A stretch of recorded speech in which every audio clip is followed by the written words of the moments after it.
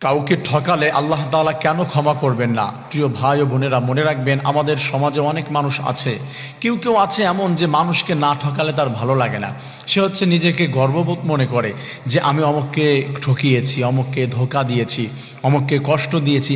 Friend সার্কেলের ভিতরে এমন কিছু ছেলে এবং মেয়েরা আছে, তারা বরঞ্চ বলে যে আমি হচ্ছে 100টা সম্পর্ক করেছি, আমি হচ্ছে 15টা মেয়েকে সেকা দিয়েছি, 10টা ছেলেকে আমি 10 ঘাটের পানি খাইয়েছি। এই ধরনের কথা বলে, মানে সে হচ্ছে কাউন্ট করে যে আমি কত ছেলেকে ঠকিয়েছি, কত মানুষকে কষ্ট দিয়েছি, কত মানুষকে ধোঁকা দিয়েছি।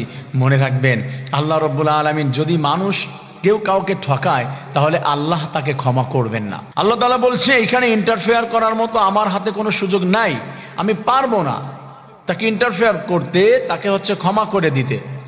হাসরের ময়দানে দাঁড়িয়ে যাবে, দুজনকে সামনাসামনি করা হবে। আল্লাহ আমাকে ঠকিয়েছিল, আমাকে কষ্ট দিয়েছিল, আমাকে হচ্ছে একবারে পথে বসিয়ে দিয়েছিল, আমাকে বালিশ ভেজানোর কারণ হয়েছিল, মালিক গো একবারে নিঃশেষ করে দিয়েছিল। আল্লাহ তাআলা বলে আজকে তুমি বদলা নিয়ে নাও। আল্লাহ তাআলা বলে বদলা নিয়ে নাও, আমি কিছুই বলবো না। সেই বান্দা বলবে যে আল্লাহ আজকে বদলা আমি কেমন করে নিব, বদলা নিয়ে কি লাভ হবে? সে তো আমাকে 10 টাকা ঠকিয়েছিল, 1 লক্ষ টাকা আমাকে দেয় নাই, ঠকিয়েছিল, আমাকে কষ্ট দিয়েছিল ভিতরটায়। আল্লাহ বলে আজকে তাহলে তুমি কিছু তার থেকে নিতে পারবে, তার যে আমলগুলা আছে এইগুলা তুমি নিয়ে তাকে মাফ করে দাও।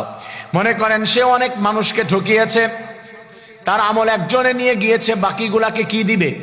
আল্লাহ রাব্বুল আলামিন বলবে তোমরা ওর থেকে আমলগুলা নিয়ে নাও। তারা বলবে আল্লাহ ওর তো কোনো আমল নাই, কি আমল তার থেকে নিব?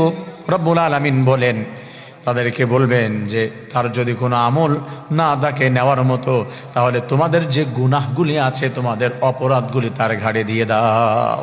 নাউযুবিল্লাহি মিন যালিক। প্রিয় ভাই বোনেরা, মনে রাখবেন, কাউকে ঠকিয়েছেন, কাউকে কষ্ট দিয়েছেন, আল্লাহ এখানে ইন্টারফেয়ার করবে?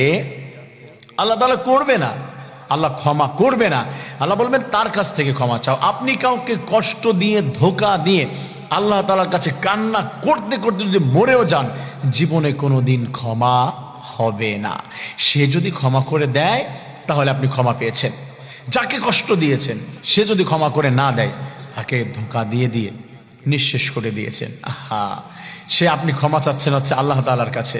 আল্লাহ তাআলা বলছেন আমি ক্ষমা করব না, আমার সুযোগ নাই। অধিকার নষ্ট করেছো তার আমার কাছে, তুমি রোজা রাখো নাই, নামাজ পড়ো নাই, কিছুদিন এমন হয়েছে, আমার কাছে ক্ষমা চাও, আমি ক্ষমা করে দিতে পারবো।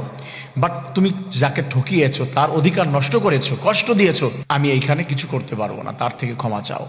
এই জন্য মনে রাখতে হবে, কাউকে ঠকানোর আগে, কাউকে কষ্ট দেওয়ার আগে একবার ভাববেন তার থেকে ক্ষমা নিয়েছেন তো, নিতে পারবেন তো, তার কাছে মাপ চাইতে পারবেন তো। আর যদি না পারেন, প্লিজ কাউকে কষ্ট দিয়েন না, কাউকে ঠকিয়েন না।